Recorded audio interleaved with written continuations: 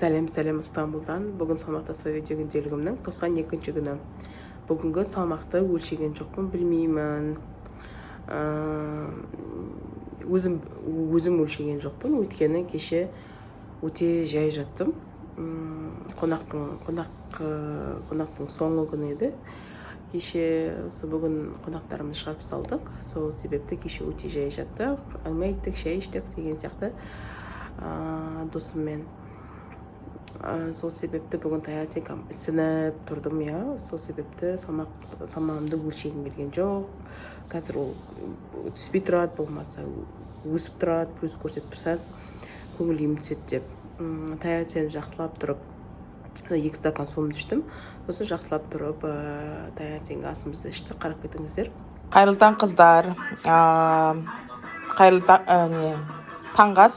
Олардың бәрінен по чуть-чуть бәрінен жеп шығамын, білесіздер өздерің.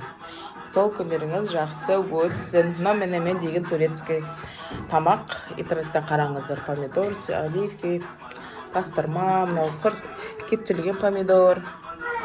Сол тамағымыз бізге ас болсын. Міне осындай әдемі көрініспен таңғы асымызды іштік қонақтарымызбен.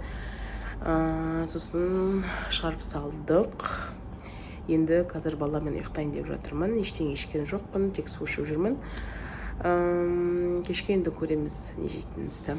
Мен бірге болыңыздар, мен бірге артаңыздар. Қайырлы кеш қыздар. Бүгінгі таңертең астан кейін, таңғы астан кейін шай іштім.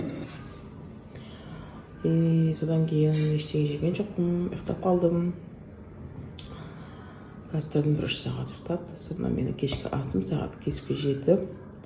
Кеше үйдегілер донор жеді, сол донордікі. Соның ішіндегі зелень, сосын мынандай 2 котлетка. Маған ас болсын, қарағандарыңызға рахмет, ертеңге дейін көріскенше.